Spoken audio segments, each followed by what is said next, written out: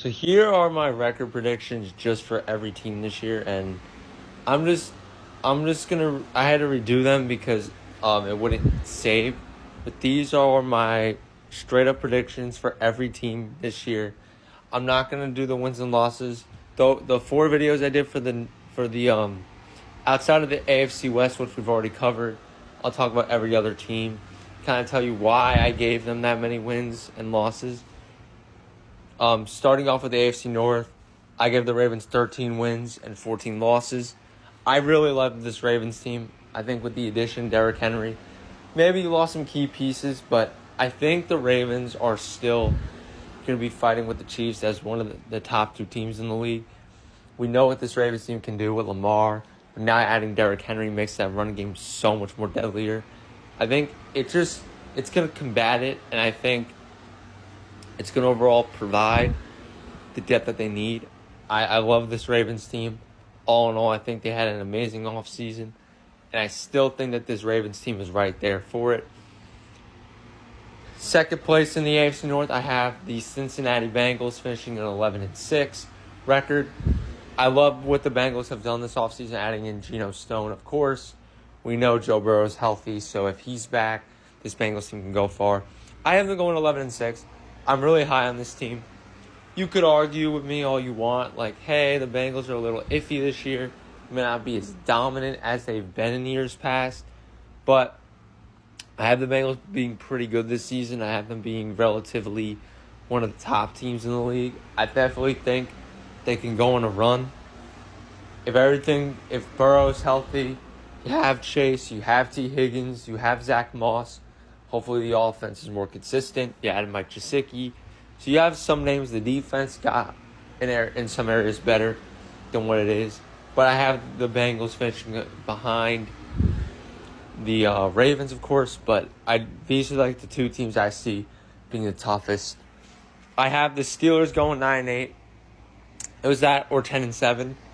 But I just like this Pittsburgh Steelers team a lot. I think they can win a lot more than what they could win. But I went 9-8. I ended up staying a little more realistic to what they could do. Again, all of this is realistic. This isn't me being generally biased to a team. I'm just going off of what I see happening this year. There's a lot of teams that I think that are going to be really good in the league. And there are some teams I don't think that I was as high on that I have doing really well. But I have the Steelers going 9-8. This team could definitely win more games with Mike Tomlin, and you never know with Pittsburgh. They could definitely win a lot more than what I gave them. But I'm just going realistically, and I think Pittsburgh definitely has a chance to be 9-8 and one of the top teams. With the Browns, I also gave them a 9-8 record. Those two teams are a toss-up to me.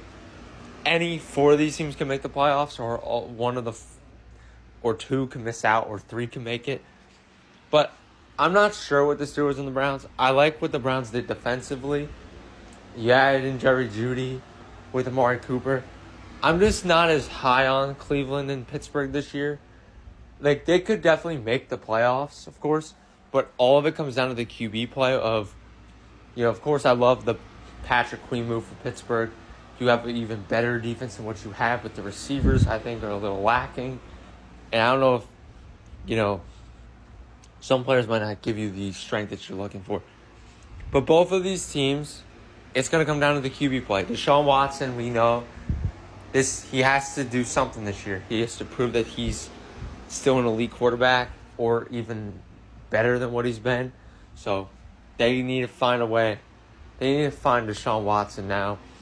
And Russell Wilson, can he reincarnate something with Pittsburgh? But again, I both think that they'll go 9-8. These two teams are going to make the playoffs, but not given that yet. Of course, in the AFC West, I had the Chiefs going 13-4. They're obviously the best team in the league. I still believe that. It's tough for me. I wanted to give the Ravens more wins, but I think they'll both tie. I think week 1 will be the deciding game that really tells you what team looks good coming out and who is the better team. But I love both of these teams. All in all, I love the Chiefs, and they're definitely going to be a problem this year. Then I have the Chargers and Raiders tying for second in the division, both at 7-10. I really love what the Chargers and Raiders both did this offseason. I think they improved in vastly different areas. And they improved. I think the expectation for this Raiders team is, I think people are down on them this year. I think they're both going to be really good. Then I have the Broncos going 4-13. I give them 1 or 2. I think they'll win 1, 2 more wins, or 1 more win than what I gave. I felt like I gave them less credibility, so I'm going to give them 2 more wins, at least 5 or 12. 4 to 5 wins, I think, at best is what they could hope for. And then in the South, I have the Texans going 12-5, finishing with a 12-5 record. Of course, I really like Houston. I think they're definitely one of the better teams in the league, and they're competing for the 3rd seed that I gave them. Then in second place, I have the Indianapolis Colts going 10-7. I really like what the Colts did. I could definitely see them being a playoff team. For sure. I think if Anthony Richardson stays healthy and he's healthier this year, that they could definitely win that amount of games. Titans, I gave them 7 wins. I like what the Titans did. They get a lot of really good receivers. I think the receiving corps is kind of underrated. I like the running back moves they made. Their defense got kind of better. Got better with the addition of L'Jarius Sneed. And that's a big piece there for them to add. And then 5-12 for the Jags. I think they'll win 8 to 9 games, but I went a little lower because I don't know what this Jags team will be this year. And with the AFC West being as good as it is, I think the Jags could kind of come back down to reality a little bit, kind of have a bad year, and people would kind of be shocked. Then in the AFC East, I got the Jets going 11-6. I still think with Aaron Rodgers coming back, and whatever Rodgers is doing right now doesn't matter. Rodgers and Hassan Reddick will be back for them this year. Aaron Rodgers makes this team better than what they are. Makes them a lot better. I think Aaron Rodgers makes this team more competitive within the AFC, but you could go off a lot of things. You could definitely say they'll win more than what they do. But I'm really high on this Jets team, and I think with what they've shown us over the years, this is their best chance. And I think with what's going on with Rodgers and Hassan Reddick, I expect that to get figured out by the start of the year. And if everything goes right for them, which, knock on wood, Aaron Rodgers and both Hassan Reddick don't get injured, and none of their key players gets hurt, they'll be fine. Then I have Miami finishing it at 10-7. That's what I gave them. I think I like all the moves they made. I think Miami will be better than what I gave them. But I could see them kind of struggling come December like they usually do. Bills 9-8. They could also go 10-7. I'm high on them. As much as, they lost a lot of pieces, I still think they're one of the better teams. And with Josh Allen, you can never doubt him.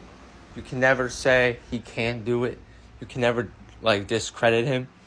And then, last place, I got the Patriots. I'm going to say they'll win 5 games, more than what I gave them.